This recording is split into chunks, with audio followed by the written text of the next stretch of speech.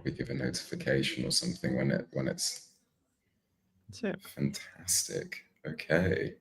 Brilliant. Well, welcome everyone. Just give ourselves a couple of minutes for everyone to join, but I'll just start with a quick introduction. My name is Anthony Chapman. I'm the strategy director here at Fellow Studio.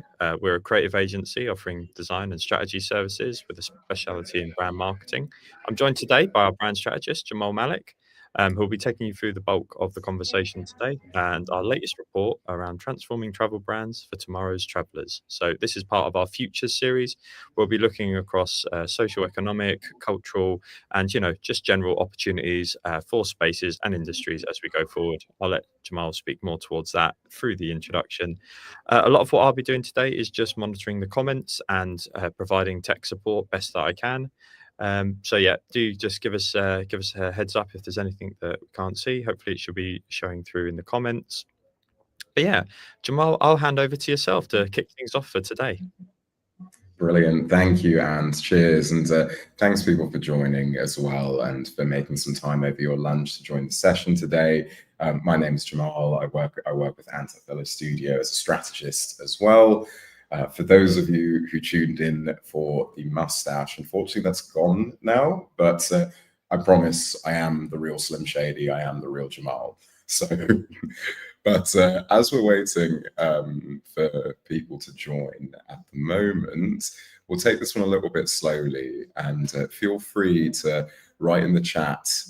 I'd love to hear about a couple of different things from people tuning in as well. Where are you tuning in from? If you work with or in the travel sector, what parts of it are you most engaged with at the moment? Or if you're not in the travel sector, what parts are you most interested in exploring? So we'd love to hear this from you so we can tailor a little bit what we're saying as we're going along.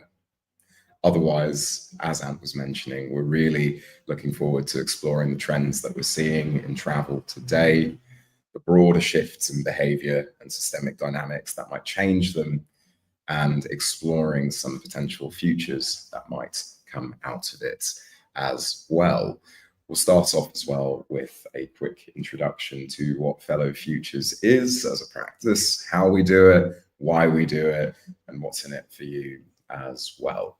But we'll give people another couple of minutes just to filter in as you're coming through from your lunchtime. I'm going to take a sip of my iced coffee as we're doing that. So,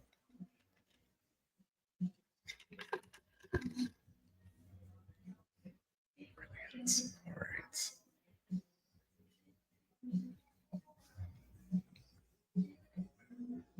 Perfect. So yeah, I think Jamal, if you just sort of go ahead, that's probably enough. Got a couple of comments already coming. Celebration around your Movember efforts. Some say it's Movember. Some say it was me dressing up as Neo for Halloween and kind of sticking with it afterwards, inclusive of the shades. But I think both are of equal both are of equal value. But yeah, absolutely. Let's kick this off. A quick introduction to us. From Fellow Studio, we are a creative design and branding agency that merges analytical insights with creative flair to elevate brands. Our approach is rooted in strategic precision. We want to transform ideas into iconic and resonant brand worlds and experiences that really deliver value to the consumer at the end of the process, or your end customer as well. And as part of what we're doing with this, we've got a new process going in hand. On that note, why are we looking to the future? And the answer is simple to this question, Fellow Studio, but the implications are pretty complex. We're doing Fellow Futures because, for a lot of reasons, it remains a lot easier today to imagine dystopia in the future, to imagine bad futures and decline, rather than reasons to believe that maybe we can flourish in the future.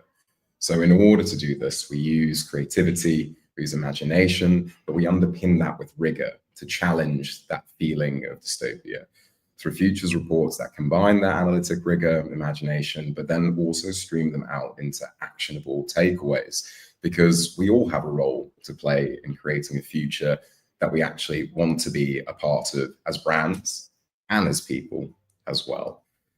Forecasting is, of course, futures forecasting is both an art and a science to those that are familiar with it. And our approach is intended, because of this, to be provocative and discursive. We want to know how what we're seeing may or may not be showing up in your world as well. So as we're going through, please feel free to type in anything in the chat that is really piquing your attention, or anything that you'd like us to address towards the end, as we'll have some more time for questions towards the end of the session. But in the spirit of why we're doing Fellow Futures, we think travel brands that put some skin in the game and develop a clear vision of what kind of travel future they want to be a part of creating will cut through with distinction and create meaningful brand presence and travel experience. In many ways, the future favors the bold here. They'll capture the imaginations of people and deliver on the desire of travelers distinctively, both today and tomorrow. In the process of doing this, to look at what those futures might actually look like, we'll be exploring both today's trends, 4 key trend areas, as well as 3 macro drivers that might be transforming those into future trends, sort of highlighting opportunities for your brand to stick its neck out a little bit and delight travelers, both new and old, for better and new travel experiences. So that brings us on to what we're seeing in a broad sense. The travel landscape is tilting. It reflects a lot of consumer behavior externally to the sector, but a different output of that behavior, perhaps in some ways an escape, perhaps some ways consistent with people's lifestyles already. People are trading these kinds of hedonistic pleasures for wellness at the moment. People are going to the gym instead of the pub. They're chasing retreats that promise not just rest and renewal, but control in a chaotic world, control of people's of their own bodies, of their wellness, but also through curated fitness escapes and longevity-infused adventures. We're seeing behaviors reshuffling, wellness replacing pleasure. Culture's gravitational pull is shifting too, with film and TV starting to shape some of the destination desires that we're seeing in the sector at the moment. Of course, if we introduce a little bit of what we're seeing today, we're a few years into work and leisure travel merging. Business travelers attacking on extra days to explore, and digital nomadism as a trend, setting up shop wherever the Wi-Fi and the Viber line has been going on for a little while. I'm sure we all know someone who is currently living this lifestyle at the moment. I certainly know a few. Sustainability talk, on the other hand, it's still pretty loud, but this kind of echoes the sustainability talk more broadly in the sector. Action often falls short, and it's not necessarily the consumer's fault that this is the case. At the moment, people are hamstrung by eroded spending power. Awareness isn't quite translating into actual choices that make a difference either, and we'll touch more on why this is shortly. But on the other hand of that, we've got some pop culture steering the compass. Film and TV, as we were mentioning earlier, they're more than just entertainment. They're actually shaping where we want to go next. We see on the left here an image of Yellowstone, the Paramount Plus series that is inspiring people to go and visit the United States and the frontier lands that used to underpin and continue to underpin the imagination of film and TV, alongside other examples as well. Broadly, our forecasting indicates that these trends will evolve pretty dramatically in the next 10 years, and brands that lean in and anticipate that tilt now will reap the rewards of distinction in the eyes of travelers. So where to next is the question. Before we properly dive into the actual trends we're seeing today, I'd like to talk us through a little bit about how our methodology works. We start off with trend audits today. We're looking at 4 particular trends: hybrid leisure, the green gap in sustainability spending, TV destinations, and self-optimization. And we'll go into what these mean very, very shortly, a little bit more.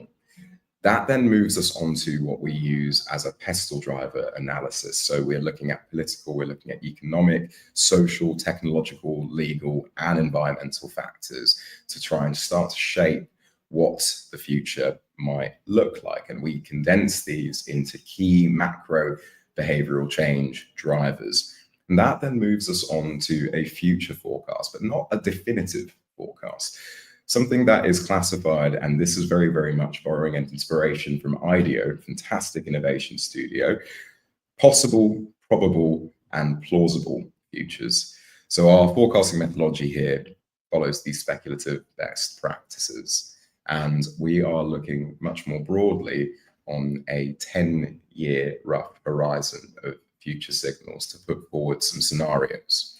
So we're looking at 4 key scenarios here: a digital detox scenario, green hygiene as sustainability spending, TV travel as the actual means that we use to get to places, and hedonistic optimization. And of course, we're going to dive into those towards the end of the session much, much more.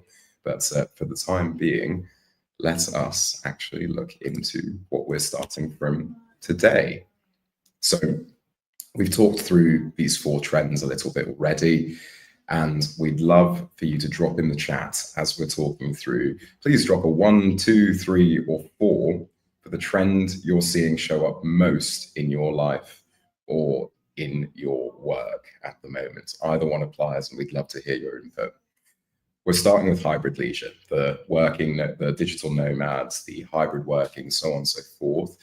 And we're seeing that the old dividing lines between business and leisure travel have melted away. This is very much looking at ad campaigns like British Airways a few years ago, with their third option beyond business and leisure really, really connecting to human desire in a much more fundamental and not a mediated way. Thanks to that kind of remote work boom and the rise of also digital nomad visas, working from anywhere, it's not really a pipe dream anymore, but it's a real option, and travelers have not wasted the chance.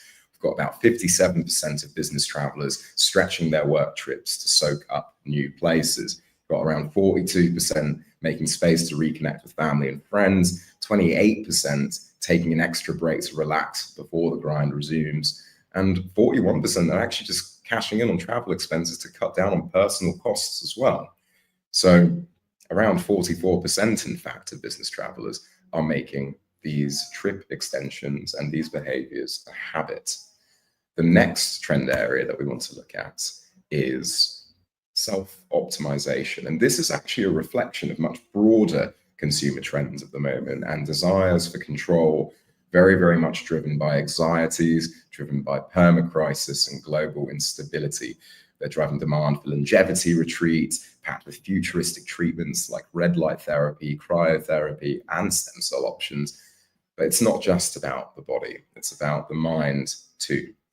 We're seeing a rise in men-only retreat, brain boot camps, neurofitness, alongside the simple craving for quiet occasions where people can just unplug and breathe a little bit. But then you add in these athletic adventures for those who want to move whilst they roam. And it's clear that for many, travel today is not just an escape, but it's a self-optimizing decision. Next, we see TV destinations. So we're looking at streaming hits, as we were talking about earlier, blockbusters and iconic series that aren't just stories, they're shaping how we see the world and where we want to go. So shows like The Real Housewives of Dubai, The Traitors, Yellowstone, like we touched on earlier, and just like that, as well as One Piece, are putting places like Dubai, I know lots of people are traveling there already, Scotland, Montana, Wyoming, and New York City and Cape Town on the map, not just the way that they were before, but in new ways as well. Travelers aren't just dreaming of these locations, they're booking trips because they've seen them on screen. And it's a reminder of how powerful storytelling can be in driving wanderlust and giving destinations a chance to lean into cultural narratives that attract curious and culturally curious travelers as well. And finally, we're looking at the green gap. We touched on this a little bit earlier. It's primarily the divide between people's desire to spend on sustainability, but the actual reality of people not doing it quite so much. There's a myriad of reasons. We touched a little bit on spending power. There's also a lot of cultural factors that we'll explore a little bit more here at the moment. But ultimately, when coming down to brass tacks, people say they care, but when they're faced with real choices, paying more for a greener option or skipping a destination for sustainability reasons, there is a clear say-do gap. Data shows travelers are least likely to avoid a destination because it lacks sustainability compared to other concerns. And even when travelers claim to choose transport based on carbon footprint, the reality does tell a different story. Only about 1 in 10 actually follow through. And we're going to look a little bit more at why this is the case shortly. But in order to understand what these trends actually do in the future, we want to look at the macro behavioral drivers that we were touching on earlier to see where they might go. And so this is where we start to extrapolate a little bit and look at what these things might become and what we actually want them to become. So we do inhabit a world shaped by a lot of intersecting crises at the moment, be them climate crises, economic, technology, and social inequity are leaving a lot of people both disoriented and yearning. The cracks in these hyper-rational, efficiency-obsessed systems have revealed a lot of deeper human needs at the moment as well, for things like sensory engagement, for self-expression through culture, and for a radical rethinking of energy and how we consume in this world as well. So accordingly, our pestle analysis reveals a set of 3 key macro behavioral drivers to watch out for that we'll touch on shortly. But what does it mean to look at macro drivers into the future? We touched on what probable futures, plausible futures, and possible ones were. I'll give a very brief explanation of the speculative framework. So possible futures is the really broad set of what could possibly happen in the world. We can get very, very imaginative about what this might be. Practically anything goes here, so long as it is within the realms of what is physically possible. The next is plausible futures. And these are things that require a sense of intervention from us in order to get to them. So the things that we do as people in our day-to-day lives, the things that we do as brands, the strategies that we put forward for this year, the next 5, and the next 10. And probable futures are kind of where we're already going. We're already moving here, and it's not necessarily a good thing. It might be that we want to be in a plausible future that we choose instead. Which brings us to the final concept, the preferred futures. And this is what we are creating together. We want to be moving here ultimately. So this is why our approach through our Fellow Futures process is very discussive. We want to see how these things might be showing up in people's work lives and day-to-day lives. That brings us onto what we're seeing broadly as our macro drivers at the moment. We have sensory homecoming. We have cultural portfolios, and we have the energy transition as being the primary, most important ones that we saw through our pestle analysis. As I'm talking through these, I'd actually love to hear whether and where you're seeing some of these behavioral changes show up in your work, in your life, or otherwise. Please do drop a comment in the chat as we're moving forward. But let's start off with sensory homecoming, or from a sense of digital hyperstimulation, being constantly bombarded with screens, with communications, with input, to something that resembles a bit more sensory reconnection in a world that's saturated with these digital interfaces and this desire to constantly self-optimize, to save time, to always be at your top. All of these things, people are experiencing a sense of sensory fatigue. So according to Vundam and Thompson Intelligence, around 67% of people feel more detached from the real world at the moment due to technology. And 46% of people report feeling burned out all the time. As such, there's a growing yearning for tangible, immersive, and sensory-rich experiences that provide a reset from this digital overwhelm. That is sensory homecoming. The next, we're looking at cultural portfolios. So The Great Gatsby always brought up a concept of conspicuous consumption, making it consuming in a way that shows off your social standing, so on and so forth. But we're currently in a time where inconspicuous consumption seems to dominate, as was dominating previously, moving over to conspicuous cultural consumption. So the value tender of these authentic cultural experiences is at its prime, and it's only growing. So whilst our experiences and ideas, cultural or otherwise, carry increasing economic value, and political parties even are increasingly turning to the branding world to cut through, communicating through TikTok instead of through parliamentary sessions, people are juggling all sorts of multifaceted identities and they're looking to wear them on their sleeves, from products, services, and experiences that demonstrate their taste, from off-kilter brand merch, bands offering home goods as merch. If anyone here knows the band Stereolab, I got an ice cube tray from them recently, which really reflects a certain sense of authenticity from them. And street fashion collabs with luxury brands, or even people's tote bag choices, whether you wear a Dawn's Books one around in West Hampstead or in Northwest London. Labubu's holiday selfies and wearing cultural and political symbols. Cultural portfolios are now conspicuous and people want to be seen for them. And the last major macro driver we're looking at is a bit of an inevitability, really. It's the energy transition. And this is a future that hopefully many of us want, a future that energy transition is not just about climate, it's also good business sense in a lot of ways.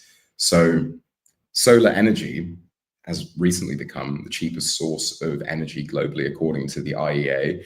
And that is a tectonic shift in economic dynamics that is going to force a lot of businesses to rethink how they actually get their energy and how they keep the lights on. From a competitive advantage point of view, the fossil fuel economy is buckling, regulatory pressure is mounting, and climate costs are starting to outpace our ability to ensure them. People, meanwhile, are seeking a break from these kinds of extractive systems for futures that actually promise a sense of collective well-being and not just well-being for a select few people. But what that means ultimately is, why wait to be forced when we can get ahead of it, and for good reasons as well?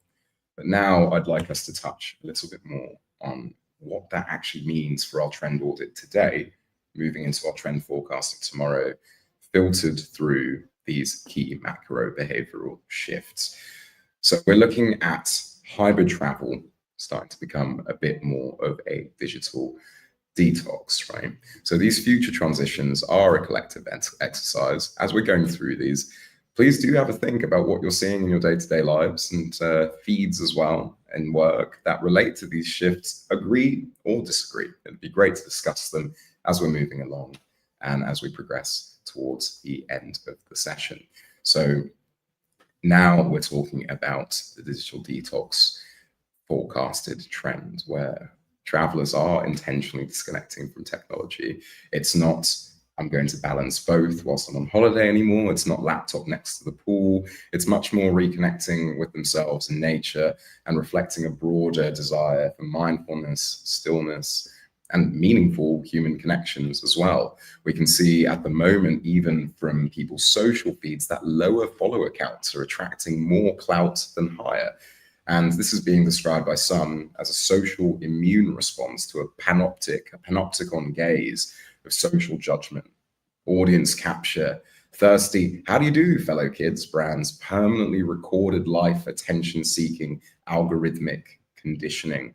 It's a desperation for distance again, for sincerity, earnestness, and depth. So maybe it's time for brands to start offering this exit in new ways, non-transactional, non-hyperstimulating, non-pushy, but as an easy transition in a moment where tech and AI very much dominate a lot of brand conversations. That brings us on to our next future shift as well. Right now, people are self-optimizing. People are trading the pub for the gym, and doing similar for their travel options. But what we think this will become, both filtered through, the sensory homing and homecoming, as well as cultural portfolios as well, where people want to demonstrate their taste and their curation through their consumption and travel choices. We think people might shift over to experiences that offer both pleasure and personal growth as well. So a sense of eudaimonic growth, if we're to use Platonic terms to describe this.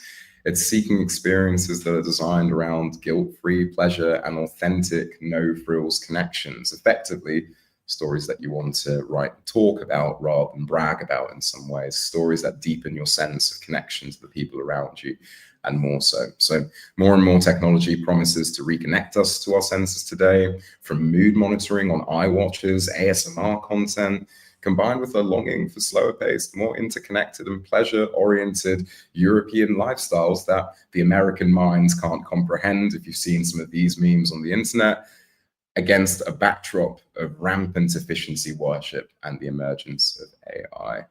But people are yearning for machines to do their laundry whilst they write poetry, and not the other way around. So whether you're obsessed with Wolf of Wall Street or Call Me by Your Name, we see an opportunity for brands to reposition pleasure as building meaning, community, contributing to personal growth, richness, and character. Next, we've got TV destinations, and we did touch on how, or effectively moving from TV destinations filtered through both cultural portfolios and the energy transition into things becoming actually the journey, becoming the destination. So because of the fact that within culture, you see alternative forms of travel beyond flying, often heroed and romanticized, and furthermore to that, with the energy transition, people are going to be driven towards non-flight oriented travel a lot more. We see that perhaps the future might be modes of travel becoming storytelling destinations, offering unique experiences that enchant travelers and cost the planet significantly less, that can differentiate brands and appeal to travelers seeking a little bit more than just a destination, importantly. So could it be time for brands to lean into this imagination and help drive this change, creating new, slow experiences people can savor beyond this? We've got a couple of examples that we can touch on a little bit later as to how we're seeing that appear already today. But without further ado, our final shift. We are looking at the green gap becoming green hygiene. So people already aren't wanting to pay more for or aren't either wanting or able to pay more for sustainability today, which points to the inevitability of energy transition in many ways, and perhaps the desire to actually start before we're forced, and that becoming a sense of green hygiene. So travel companies adopting sustainable practices to meet regulatory requirements, aligning with consumer expectations, but going beyond that as well and baking it into business models such that it is no longer the sell, so we can focus on where else value is being provided within these equations. And so I'm going to leave a little bit more time for people to drop in any thoughts and comments as we're going along in the chat in terms of what things we're seeing show up at the moment, and perhaps which of these trends, that future trends that are showing up, are appearing more so in your life or in your business or in your work day to day. Do drop a 1 through 4, 1 being digital detox, 4 being green hygiene, and throughout as we're moving along.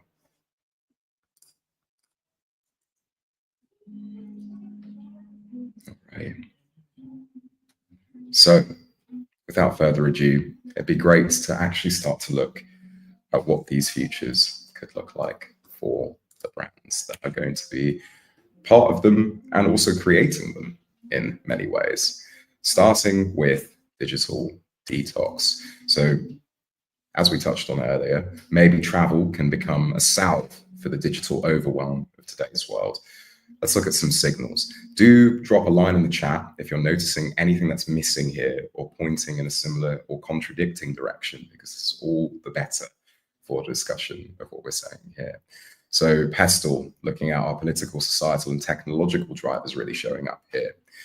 We've got urban planning integrating sensory environments to support public well-being. You can see Thomas Heatherwick's push to make architecture nourishing again, redevelopment of public space from Canada Water in London all the way to the High Line in New York, and the construction of sustainable connection and sensory immersion first resorts like the Potato Head Family Resort in Indonesia.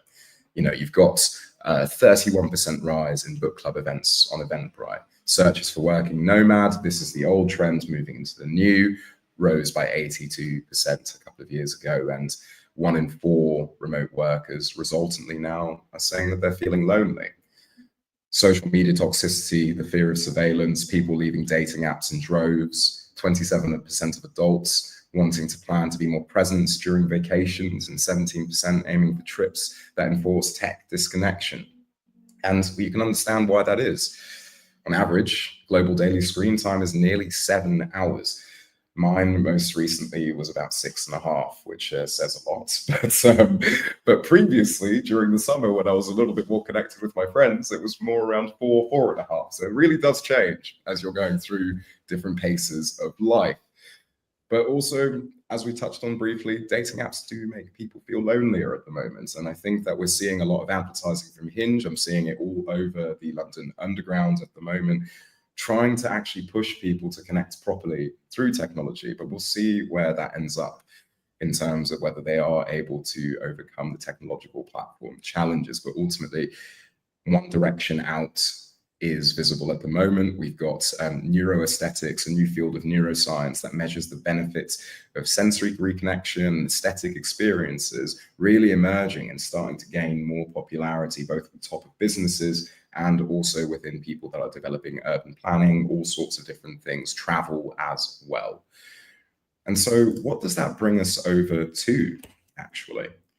I want to describe a scenario for you. Not a definite future, but perhaps something that sounds good or could be more desirable for us as a result. People are done taking Zoom calls by the pool. So we're thinking retreats in secluded European locations, guests handing over devices at check-in, embracing a week of tech silence, yoga beneath ancient oaks, meals shared without the buzz of notifications and saying, oh, hold on a second, I'm getting a call. Conversations flowing without distraction, really feeling present within them. It's more than just a break from devices. It's about actually reconnecting with people and environments around you and truly feeling that sense of presence, which seems to be so rare today at the moment. These future forecasts aren't entirely distinct. They do feed into one another as we're going on, and you'll probably notice that as we're moving through. But a couple of the ways this is showing up today, we've got both a couple of different examples that are quite interesting that we saw. So for one, just starting in a broader context, we're really seeing a broad immersion of global digital detox retreats at the moment, driven by modern screen fatigue and mental overload, as we're seeing from the mindfulness traveler at the moment. But then there's a couple of examples where you've got EXP journeys. This is more on the luxury end of things, curating camps in remote US locations that emphasize nature immersion without digital distractions. Next, you've got Eremito Hotels in Italy, which is an eco-luxury retreat, emphasizing silence, nature immersion, but also spiritual reflection as well. So regrounding yourself in more than just a sensory way, but also in terms of where your mind is going and what your thoughts are doing in the meantime of that as well. So retreats like Eremito, places where devices are optional, even discouraged, really tap into that deeper human longing, not just wellness, but presence, reconnection, and a sense of inner clarity. But these two examples actually bring us to a set of questions. And this is what we're talking about when we say some actionable takeaways. And we hope that you can sit with these and that they stimulate some new but some optimistic thoughts as we're going through as well. We've got an angle from comms, we've got an angle from design, and we've got an angle from experience. So digital detox is a clear wellness signal today in comms. How do you pivot messaging to hero what disconnecting enables? From a design perspective, how does technology help connect people to their senses and not just distract them?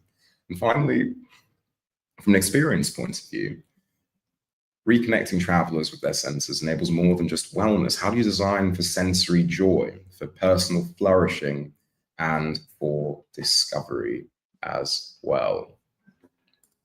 But moving forward, I'd like to talk to you guys a little bit about another potential scenario, hedonistic optimization. We're going to look at political, economic, social, and technological factors here as well.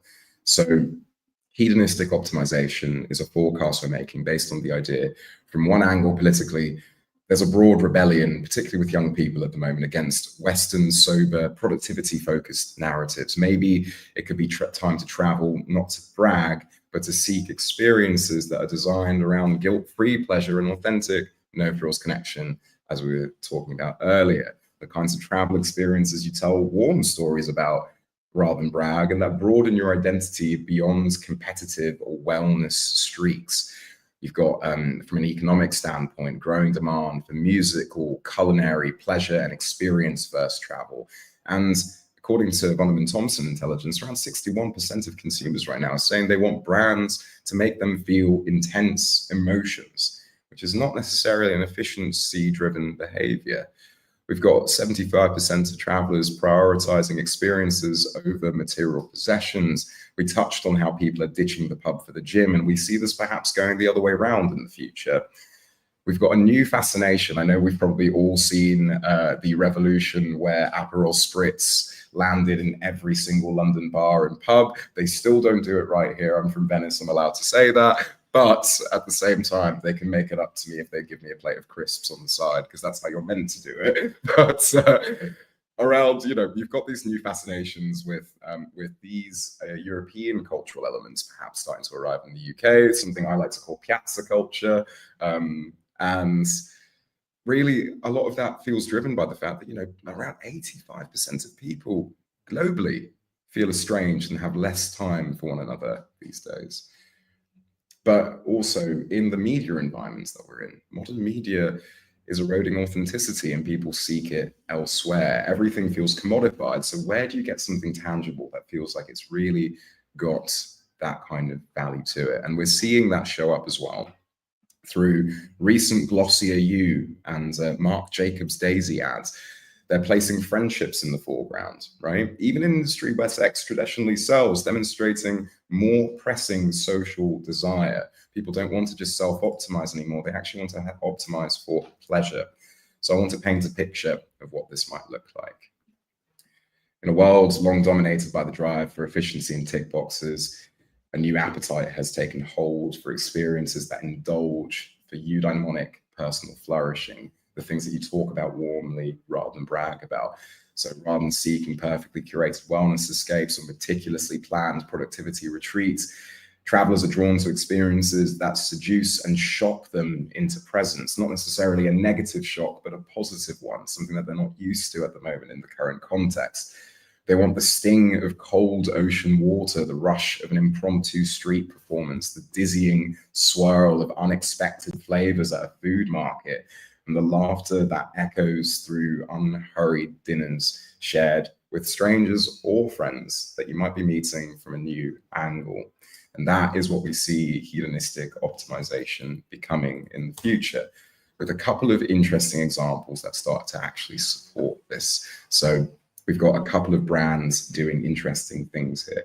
One, from a Daybreaker's perspective, we're starting to see these global morning dance music and wellness movements setting in. There's also Fold in London's Unfolds on a Sunday is another example of this. But what's really interesting about Daybreaker is that they actually set emotional KPIs, such as aiming for tears of joy at their events. And it's not productivity, but emotional peak state. It's presence, it's ecstatic connection, it's emotional catharsis.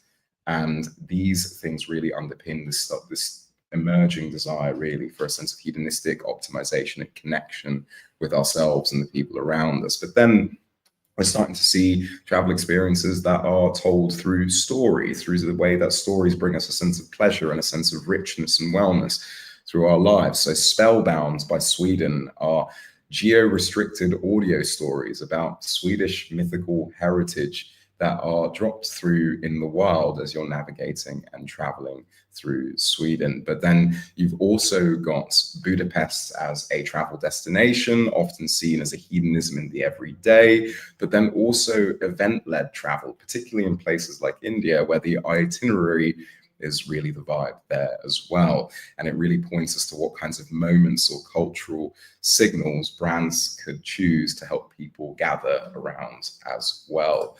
But ultimately, that does bring us to a set of three particularly important questions as we're going through in terms of shaping your future. From a comms point of view, how do you pivot tone of voice such that fun, pleasure, and self-discovery are part of wellness narratives to help people feel better within their bodies and within themselves as well, and the context that they occupy within their existence? But more broadly as well, from an experiential standpoint, two things. Beyond wellness immersions and retreats, what makes your travel experience authentic? that's another huge question that contributes to that sense of eudaimonic flourishing, to that sense of I am actually gaining and growing as a person through these hedonistic experiences.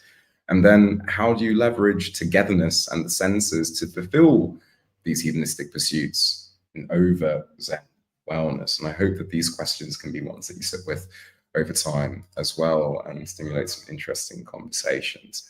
Now, the next territory I'd like to talk to us about, the next forecast, I'm going to paint a picture of destination journey. So there's a few things that point quite clearly to this for us. Maybe it is time for journeys to be more slow, memorable. And the point, what if there wasn't a destination even, right? So from a political and legal standpoint, we can see that France moved to ban train viable short-haul flights a couple of years ago as well. So we're starting to see an actual structural and legal shift towards alternative forms of travel there as well. We know that short-haul flights are very, very climate intensive. And so as a broader factor, as we explored earlier with the green transition, this is going to be an important driver. Societally, we looked at the fact that taste and cultural clout carries increasing weight, and people want to be enchanted, as we saw from Bunderman Thompson's report, The Age of Enchantment, which came out earlier this year. But environmentally as well, we touched on this briefly, these alternative forms of transport in many ways and usually are less carbon intensive than standard consumer air travel. Ultimately, we start to see as well how that might be showing up in brand worlds. I actually saw just recently, a couple of days ago, that Chanel ran a runway inside a New York subway. A perfect example of blending art, commerce, and the heartbeat of New York City, but using New York City as the star in a sense, but not just as a general image, but the transport specifically becomes the co-star. It bolsters that cultural credibility and the clout of the brand presence associated with it as well. And what I want to do to paint this story, be it on the New York Underground or otherwise on an ocean sky, blimp in the air, still in development, this is very much a future brand movement, is an image of inspiration from the magic of film and the richness of culture. New transport and old now offers a lot more than just mobility, particularly as travelers tire of unrewarding airport experiences and the world phases out short-haul flights. This new future invites travelers into awe-inspiring, novel, and surprising narratives that travelers can now inhabit beyond the ride. Examples of this today include things that are a little bit more ordinary, like taking the Amtrak to travel in the US through gorgeous US landscapes, over to Belmont Wes Anderson's train in the UK, which we'll touch on a little bit more briefly. A very, very interesting piece of branding and travel business work there. But broadly, we're seeing this as a really hopeful opportunity for brands to differentiate and to offer travelers a way to get somewhere that sparks unforgettable experiences along the way. And so a couple of examples that we're seeing of this at the moment. We touched on Belmont and Wes Anderson recently. They converted a Cygnus carriage, merging modern and antique design into a living piece of cinematic storytelling. So you can actually ride this in the UK today with opulent dining and immersive experiences like murder mystery lunches while journeying through England as well. So the journey here is very much the destination.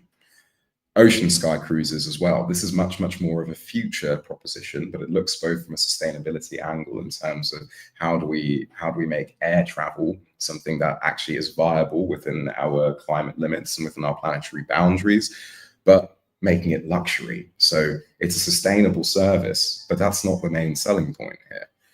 Merging exploration with immersive storytelling is really where the angle is at, which leads us to a set of 3 questions similarly to our prior areas, which are from an infrastructure standpoint. What do travel experiences and infrastructure designed for a world where short-haul flights are no longer the norm look like? What does that become? Is it regional airports? Is it the expansion of train station experiences? We don't know exactly what that is, but it feels like a very, very interesting question to explore. Next is collaboration. Which existing means of transport have potential for branded collaborations, similarly to what we saw with Chanel in the New York subway, that elevate and culturally situate travel experiences or otherwise?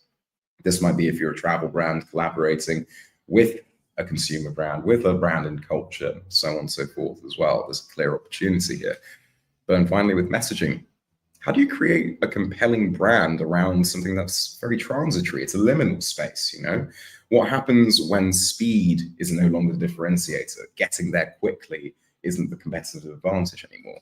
So these questions, I hope, will bring some interesting discussions to come through later as well. And now the final territory that we want to talk about is green hygiene. Again, we touched on this, that the energy transition is going to need to be an inevitability depending on what time frame we're looking at. We do think that in 10 years, it's actually a time frame within which that we might want to anticipate it. Right now, around 7% of global GDP is spent on fossil fuel subsidies, and half of the world's fossil fuel assets could become worthless by 2036 in a net zero transition. So we can see from a business sense perspective that we shouldn't have to wait to be forced for this, particularly as green premiums, when they're sold to consumers, especially in today's political climate, is a very inflammatory topic. From an economic standpoint, of course, people are not wanting to pay what they perceive as a premium for sustainability because of squeezes in living standards. And even insurers are no longer insuring against climate-driven disasters.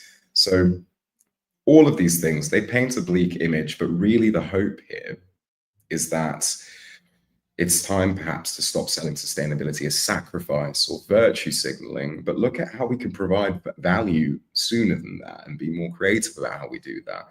What's the broader benefit to people of your brand and your experience instead, if sustainability is a hygiene factor and not the primary value add?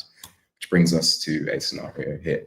Gone are the days of rounding up to offset your carbon, be it if you're a business traveler or a consumer traveler. I mean, for years, sustainability was a badge brands wore lightly, an optional add-on, a PR headline many times, a green box ticked, but the world has changed in this future scenario.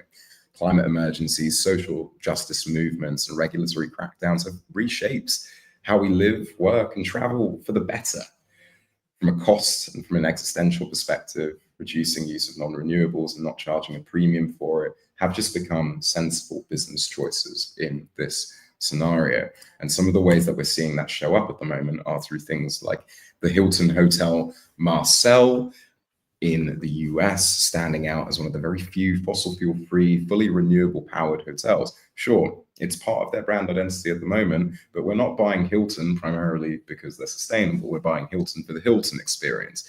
So this really ties in a very cohesive narrative of luxury and comfort in a new frame of regenerative, responsible, and future-aware and inspiring positioning from that perspective as well. Removes the guilt in some ways as well from a luxury experience. But then United Airlines, for instance, are looking to the future as well and trying to connect new opportunities for mobility. So as we said earlier, these trend areas aren't entirely distinct from one another.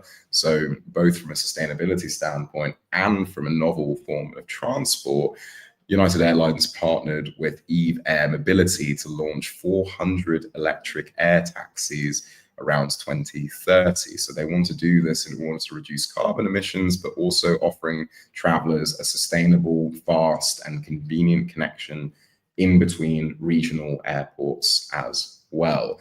This is very, very much more future facing at the moment. And it's very much demonstrating how travel brands are addressing the emissions of the first mile and the last mile, and not just quietly fixing the boring bits. So really points to a question of where in the customer journey is the friction highest? Could sustainability also be the smoother experience as the first sell as well? So that brings us to a set of 3 prompts here that should hopefully get us thinking about what our brands look like in a future where sustainability is hygiene. So from a pricing perspective, how do we transition from sustainable options being price premiums to sustainability as integral to pricing structures, right? The next is how can your brand communicate sustainability without invoking a sense of sacrifice or selling it as a luxury? And then finally, commercially, how can all of our different travel brands at the moment reduce our exposure to fossil fuel market volatility for critical risk mitigation? Things are going to be volatile in the future, and we want to safeguard ourselves in some ways now as businesses from a business standpoint as well. And so that actually starts to bring us right towards the end of what we wanted to discuss today. And we've got about 10 minutes left over for questions as well. So please do feel free to chuck them in the chat as we go through. Ant, have you seen any questions that have come up in so far, or? Not so far, but want to say thank you to everyone in the chat. There's been some great comments, just especially around kind of some interesting discussions around how it's been seen that people have been taking up multiple currencies in neighboring countries, which I think speaks a lot to our kind of, travel as the sort of destination as the journey kind of point of view. I'll hand it over to the comments. Obviously, please do drop in any questions, but I guess I'll start off with one, Jamal, just for whilst everyone else is putting in their sort of thoughts. Yeah, I guess absolutely. when we talk about sort of cultural destinations for travel or TV influencing travel, I think an interesting thing for me has been this idea that those TV is definitely having more of an impact on where and the way people want to travel. But obviously, TV in itself or kind of entertainment is in an interesting space at the moment where nostalgia and lots of other cultural kind of elements are actually kind of things that audiences might not be connected with. So the obvious one for me is Stranger Things, obviously, new Yeah. season coming up, and the kind of specific nostalgia that that touches on. Not to show my age too much, but yeah, it connects with me on a few elements. But obviously, for a lot of the audience, some of those elements are completely unknown. But that is then driving a cultural want, a kind of, oh, I would like to have that. I just would like to get your kind of take on like how you see that dynamic between kind of, TV sort of influencing where people want to go to have that cultural experience, but that being influenced by a culture that might not be sort of familiar to the audience. It might be, I guess, kind of new. That kind of, like I say, it's always good to look at how nostalgia plays into things in today's sort of entertainment space. No, you're absolutely right. It is really interesting because you're very right to point out that particularly shows like Stranger Things are creating a sense of nostalgia for a world that in some ways doesn't no longer exists in its full sense. But then also what's interesting is that we're seeing a couple of different ways that, for instance, tourism boards are responding to things like that and experiences show up in these places. On the one hand, we've got direct, very, very literal translations of, for instance, in shooting locations, little placards, and also tourist experiences that take you through places where different series were shot, be it Stranger Things or other things as well, that will actually show you some of where the story took place. If your angle is primarily that of saying, I want to relive the nostalgic or perhaps the entertainment experience I've had. But on the other hand as well, there's ways and opportunities for brands to actually tailor the kind of storytelling that we're doing at the moment to some of the things that are highlighted as parts of these stories as well, but in a less literal sense, in a more sort of touching on that desire for grounded, authentic experiences as well. For instance, if it's like, if we're talking about a series like Squid Game, for instance, and travel to South Korea, it might be an exploration as well of the societal conditions for people, or looking through effectively what drove the imagination that came up with this really dystopian scenario as well, and really in that grounded and almost slightly taboo feeling sense in some ways, that sort of exploration. But it is a curious one because it opens up a lot of opportunities for brands, either in a literal sense or in a much more creative or nuanced sense, to respond to the way that destinations are showing up in culture. Yeah, and I guess this was kind of brought up in the comments, but yes, the idea of storytelling and sort of destinations, like that is becoming more to the forefront. I know we're seeing that across quite a lot of sort of just ways it's impacting our work with brands in general, like storytelling and that human connection becoming so much more powerful. One of the questions we did get through is just around our points of looking forward to the journey. Now we did touch on it, but someone has sort of passed through, looking forward to the journey. To your destination is a really interesting idea. How do you engender that? How do we bring that to life? So, I guess we've touched on some of the ways, like with the decrease in short haul, but even if we were to keep it a bit more Yeah. current with the setup that we do have, I guess what are the little ways that you think from a brand experience point of view we can start to kind of make people look forward to the journey a little bit more? Absolutely, absolutely. I mean, and you and I were working with an airline brand recently that was talking about how they wanted to be a mindful carrier, that they wanted to Mm, be someone who, where flying with them wasn't just destination A to B; it was part of the experience in itself. And some of the ways they were doing that was really through attention to detail, calmness, and mm, mindfulness of people on a human level as they're traveling with them. I suppose there's extents to which we can do this. There's one extreme where, or not one extreme, but the short term looks more at service oriented things. It looks more mm, at the kind of portfolio of products that are available with your travel experience as well. So that might be, of course, looking at how you connect people from A to B and not leaving them kind of, stranded in the traveling process, but looking after them as they're going through it. That's probably the early step for things.